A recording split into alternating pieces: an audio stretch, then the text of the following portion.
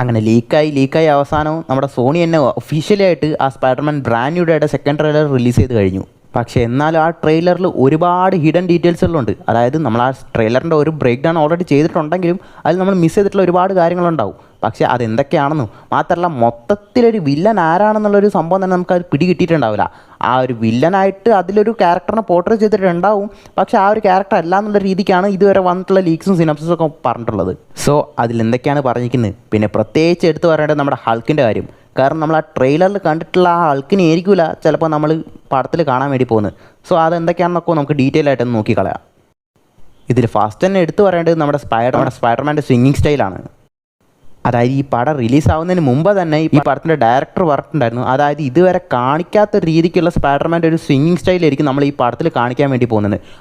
കാരണം അത്യാവശ്യം practical effects ഒക്കെ വെച്ചിട്ടാണ് അവർ ഈ സ്പൈഡർമാൻ്റെ സ്വിങ്ങിങ് തന്നെ ഷൂട്ട് ചെയ്തിട്ടുള്ളത്. അത് നമ്മൾ ആ ടാങ്കർ വെച്ചിട്ടുള്ള ആ ഒരു ചേസിങ് സീക്വൻസ് ഒക്കെ കാണുകയാണെങ്കിൽ തന്നെ അത് നമുക്ക് ക്ലിയർ ആയിട്ട് മനസ്സിലാവും. കാരണം എന്താണെന്ന് വെച്ച് കഴിഞ്ഞാൽ ഇതുവരെ കണ്ടിട്ടുള്ള പോലത്തെ ഒരു സ്വിങ്ങിങ് സ്റ്റൈൽ ആയിരിക്കില്ല ഇതിൽ അഡാപ്റ്റ് ചെയ്യാൻ കാരണം എന്ന് വെച്ച് കഴിഞ്ഞാൽ, കാരണം ഇതിൽ നമ്മുടെ സ്പൈഡർമാൻ തന്നെ മനസ്സിലാവുന്നില്ല പുള്ളിയുടെ ആ പവേഴ്സ് എങ്ങനെ കൺട്രോൾ ചെയ്യുന്നു.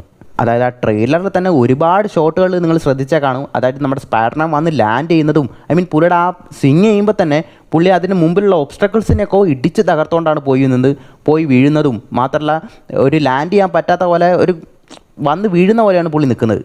അതായത് പുള്ളിക്ക് എന്തായാലും ഓർഗാനിക് വെബിങ് കിട്ടി. അങ്ങനെ ആ ഓർഗാനിക് വെബിങ് കിട്ടിയത് കാരണം തന്നെ പുള്ളിയുടെ മൊത്തം ബോഡി തന്നെ ഒരു മ്യൂട്ടേഷനിൽ പൊയ്ക്കൊണ്ടിരിക്കുകയാണ്. ആ മ്യൂട്ടേഷൻ കാരണം പുള്ളിയുടെ പവേഴ്സ് സ്പീഡ് എല്ലാം എൻഹാൻസ്ഡ് ആയിട്ടുണ്ട്.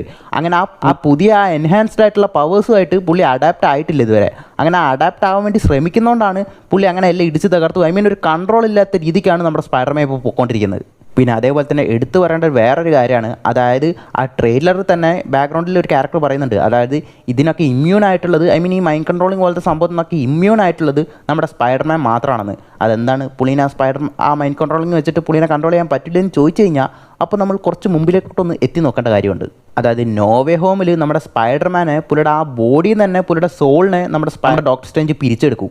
അങ്ങനെ പിരിച്ചെടുത്ത ടൈമിൽ പോലും നമ്മുടെ സ്പൈഡർമാൻ്റെ സോൾ എന്തായാലും പുറത്തായിരിക്കും, പക്ഷേ പുള്ളിയുടെ ആ ബോഡി ആ സംഭവം നമ്മുടെ ഡോക്ടർ സ്ട്രേഞ്ചിന് കൊടുക്കാതെ അതിനെ ടാക്കിൾ ചെയ്തുകൊണ്ട് തന്നെ ഇരിക്കും. അതായത് പുള്ളിയുടെ ആ സ്പൈഡർ സെൻസ് പുള്ളിയുടെ ആ മൈൻഡ് പുള്ളിയുടെ ആ സോളിനെ മാത്രമല്ല ഉള്ളത്, പുള്ളിയുടെ ആ മൊത്തം ബോഡിയായിട്ട് കണക്റ്റഡ് ആണ്.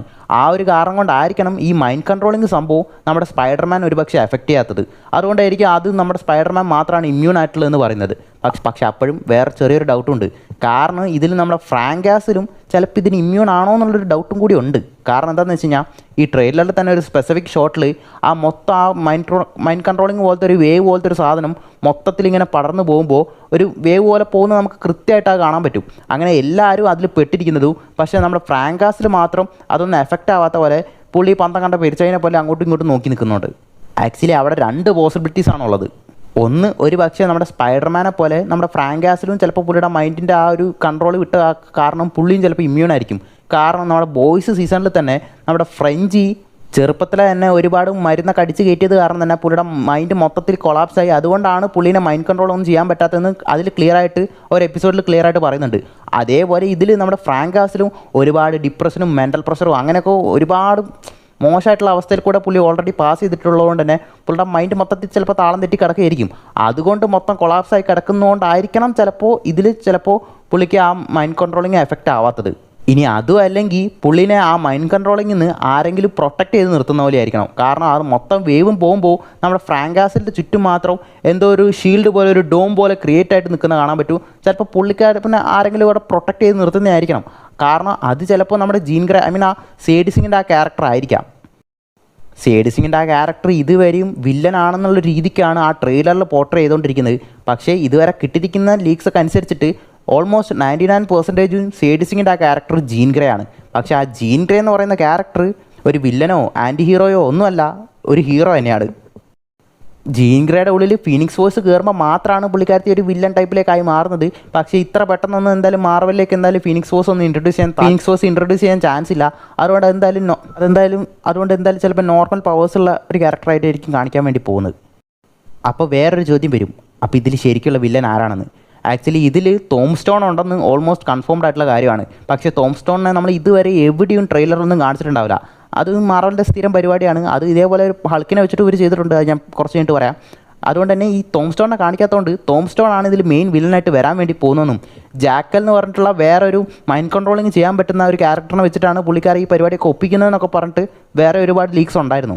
എന്തായാലും ഒരു കാര്യം ഉറപ്പാണ്, മൈൻഡ് കൺട്രോളിങ് സംഭവം ചെയ്യാൻ പറ്റുന്ന 2 ക്യാരക്ടേഴ്സ് എന്തായാലും ഈ പടത്തിലുണ്ട്. ഒന്ന് എന്തായാലും ആ ജീൻ ഗ്രേയുടെ ക്യാരക്ടർ ആയിരിക്കും, പിന്നെ ഒന്ന് ആ ഓപ്പോസിറ്റുള്ള ആ വില്ലൻ ഗ്യാങ്ങിലുള്ള ടീമായിരിക്കും.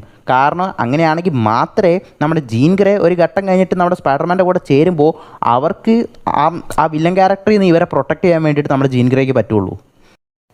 മാത്രമല്ല ഇവരെല്ലാവരും എന്തിനാണ് നമ്മുടെ സ്പൈഡർമാൻ്റെ നേർക്ക് വരുന്നത്? അതായത് ഇപ്പോൾ എന്തായാലും ആ വില്ലൻ ക്യാരക്ടറിന് നമ്മുടെ ആ സ്പൈഡർമാൻ ആരാണെന്നുള്ള കാര്യം അറിയാം. കാരണം MJനെയൊക്കെ പ്രൊട്ടക്റ്റ് ചെയ്യാൻ വേണ്ടിയിട്ട് പുള്ളി നമ്മുടെ ഫ്രാങ്ക് കാസലിൻ്റെ അടുത്ത് കൊണ്ടാക്കുന്നുണ്ട്.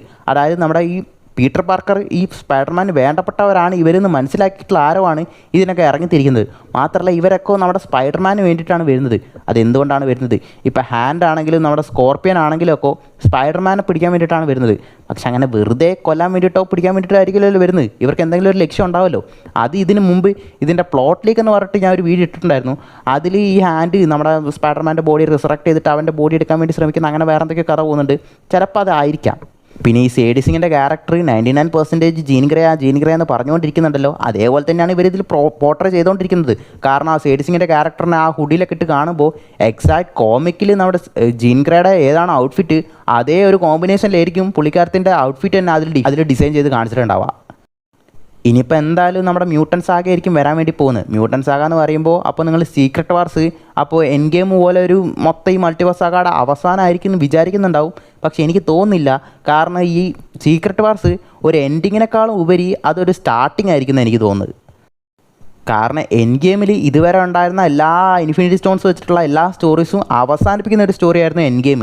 പക്ഷേ ഈ ഡൂംസ്ഡേ ഇതുവരെയുള്ള മൾട്ടിവേഴ്സ് സാഗയൊക്കെ വെച്ചിട്ട് നമ്മുടെ ഡൂം എങ്ങനെ അതെല്ലാം കോൺകർ ചെയ്യുന്നതെന്നൊക്കെ കാണിച്ചിട്ട് സീക്രട്ട് വാർസിൽ നമ്മുടെ അവെഞ്ചേഴ്സൊക്കെ അതിനെങ്ങനെ ഓവർകം ചെയ്തിട്ട് വീണ്ടും ഈ വേൾഡ് റീസ്റ്റോർ ചെയ്തിട്ട് എങ്ങനെ പോകുന്നു എന്നുള്ള രീതിക്കായിരിക്കും. അതായത് ഒരു പുതിയ സാഗയുടെ സ്റ്റാർട്ടിംഗ് ആയിട്ടായിരിക്കും സത്യം പറഞ്ഞാൽ ഈ സീക്രട്ട് വാർസ് ചിലപ്പോൾ സെറ്റാകാൻ വേണ്ടി പോകുന്നത്.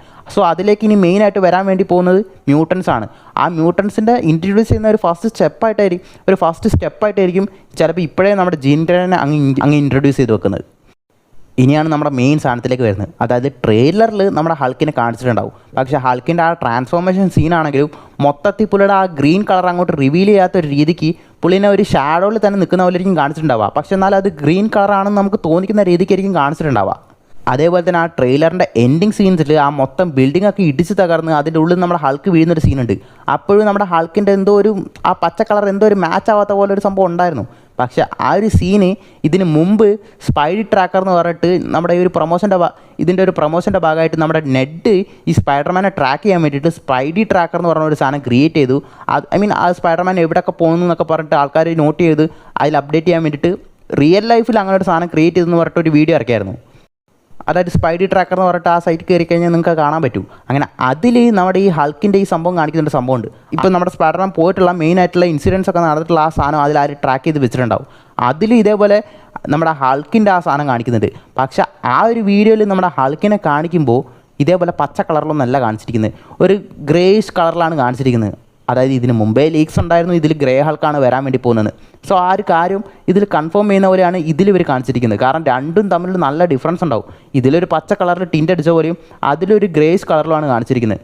അപ്പോൾ ഇതിൽ ഗ്രേ ഹൾക്കാണോ വരുന്നതെന്ന് ചോദിച്ചു കഴിഞ്ഞാൽ ചിലപ്പോൾ ആയിരിക്കാൻ ചാൻസ് ഉണ്ട്. പക്ഷേ ഇത് ഒറിജിനൽ ഗ്രേ ഹൾക്കാണോ എന്ന് ചോദിച്ചാൽ അതറിയില്ല. കാരണം കോമിക്കിൽ ഗ്രേ ഹൾക്ക് എന്ന് പറയുന്നത് നമ്മുടെ ജോ ഫിക്സിറ്റ് എന്ന് പറഞ്ഞിട്ടുള്ള വേറെ തന്നെ ഒരു പേഴ്സണാലിറ്റിയാണ്. അതായത് ഒരു ബോഡിക്കുള്ളിൽ 3 പേഴ്സണാലിറ്റീസ് ഉണ്ട്. ഒന്ന് നമ്മുടെ സാവേജ് ഹൾക്ക്, പിന്നെ ബ്രൂസ് ബാനർ, പിന്നെ ഈ ജോ ഫിക്സിറ്റ്. അതും ഈ ബ്രൂസ് ബാനറിൻ്റെ ഉള്ളിൽ തന്നെ 2 പേഴ്സണാലിറ്റീസ് ഉണ്ട്. ഒന്ന് നമ്മുടെ ഹൾക്കും ജോ ഫിക്സിറ്റും. ഈ ജോ ഫിക്സിറ്റും സാവേജ് ഹൾക്കും തമ്മിൽ എപ്പോഴും അങ്ങോട്ടും ഇങ്ങോട്ടും ഫൈറ്റ് ആയിരിക്കും. പക്ഷേ അതിൽ നമ്മുടെ ഹൾക്ക് സ്ട്രോങ്ങർ ആയതുകൊണ്ടാണ് എപ്പോഴും ഹൾക്ക് പുറത്ത് വരുന്നത്. പക്ഷേ ഈ ജോ ഫിക്സിറ്റ് അത്രയും പവർഫുൾ അല്ലാത്തതുകൊണ്ടാണ് പുള്ളിക്ക് അധികം പുറത്ത് വരാൻ പറ്റാത്തത്. പക്ഷേ ഇപ്പോഴാണെങ്കിൽ നമ്മുടെ ഹൾക്ക് പുറത്ത് വരത്തില്ലെന്ന് പറഞ്ഞിട്ടാണ് പുള്ളി ശാഠ്യം പിടിച്ചുകൊണ്ടിരിക്കുന്നത്. അതായത് ഹൾക്കിന് പുറത്ത് വരണ്ട എന്നുള്ള രീതിക്കാണ് പുള്ളി ഇപ്പോൾ നിൽക്കുന്നത്. അതുകൊണ്ട് ചിലപ്പോൾ നമ്മുടെ ജോ ഫിക്സിറ്റ് ചിലപ്പോൾ പുറത്ത് വരുന്നതായിരിക്കാം. പക്ഷേ ജോ ഫിക്സിറ്റ് എന്നല്ല, ആ ഗ്രേ ഹൾക്ക് ചിലപ്പോൾ പുറത്ത് വരുന്നതായിരിക്കാം. മാത്രമല്ല ഹൾക്കിൻ്റെ പവേഴ്സൊക്കെ ഭയങ്കര ഡിമ്മായിട്ട് ഇതിൽ കാണിച്ചിരിക്കുന്നത്. അതായത് ഇൻക്രെഡിബിൾ ഹൾക്കിൽ നമ്മുടെ ഹൾക്കിൻ്റെ ഒരു തണ്ടർ ക്ലാപ്പ് കാണിച്ചിട്ടുണ്ടാവും.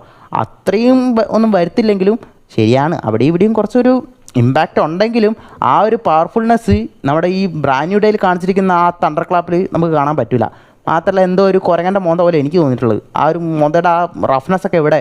പിന്നെ ഈ മാർവലിന് സ്ഥിരമായിട്ടുള്ള ചില പരിപാടികളുണ്ട്. അതായത് ഒരു ഹീറോനെ ഒരു പവർഫുള്ളായിട്ട് കാണിക്കാൻ വേണ്ടിയിട്ട് നമ്മുടെ ഹൾക്കിനെ എപ്പോഴും ഡിമ്മാക്കി കാണിക്കുന്നത്. ഇപ്പം നമ്മുടെ തോറുമായിട്ടുള്ള ഫൈറ്റിലാണല്ലോ അങ്ങനെ തന്നെ, അയൺമാൻ ആയിട്ടുള്ള ഫൈറ്റിലാണല്ലോ അങ്ങനെ തന്നെ. സംഭവം ഇവർ തമ്മിൽ ഫൈറ്റ് ചെയ്ത് ആരെ ജയിക്കാൻ നമുക്ക് അറിയാവുന്ന കാര്യമാണ്. തോറിൻ്റെ കാര്യം ഞാൻ വിട്ടു, ഞാൻ അയൺമാൻ ആയിട്ടുള്ള കാര്യമാണ് പറഞ്ഞത്. കാരണം അയൺമാനെ എത്ര പവർഫുൾ ആയിട്ടുള്ള ഹൾക്ക് ബസ്റ്റർ ക്രിയേറ്റ് ചെയ്താലും നമ്മുടെ ഹൾക്കിനെ ഡിഫീറ്റ് ചെയ്യാൻ പറ്റില്ല. ജസ്റ്റ് കുറച്ച് നേരത്തേക്കൊന്ന് ഹോൾഡ് ചെയ്യാൻ പറ്റൂ, അത്രേ പറ്റത്തുള്ളൂ. പക്ഷേ ഏജ് ഓഫ് അൾട്രോണിൽ നമ്മുടെ ഹൾക്കിനെ ഡിഫീറ്റ് ചെയ്യുന്ന പോലെ തന്നെ കാണിച്ചിട്ടുള്ളത്. ചിലപ്പോൾ അതേപോലെ ഒരു കാര്യം ഇതിൽ ചിലപ്പോൾ കാണിക്കായിക്കൊന്നുമില്ല. ചിലപ്പോൾ നമ്മുടെ സ്പൈഡർമാൻ തന്നെ ഹൾക്കിനെ ചിലപ്പോൾ ഡിഫീറ്റ് ചെയ്യുന്ന പോലെയൊക്കെ കാണിച്ചെന്ന് വരാം. പക്ഷേ പുള്ളി എന്തായാലും ഇതിൽ എൻഹാൻസ്ഡ് ആയിട്ട് പവേഴ്സായിട്ടാണ് വരുന്നത്. നോക്കാം അവരിത് എങ്ങനെയാണ് ഇതിൽ ഹാൻഡിൽ ചെയ്യുന്നതെന്ന്. സോ ഇനി എന്തെങ്കിലും ഈ ഡീറ്റെയിൽസൊക്കെ ഞാൻ മിസ് ചെയ്തിട്ടുണ്ടെങ്കിൽ നാളെ നിങ്ങൾ കമൻറ്റായിട്ട് അറിയിക്കുക. അപ്പോൾ പുതിയൊരു വീഡിയോയിൽ കാണുന്നവരെ ബൈ.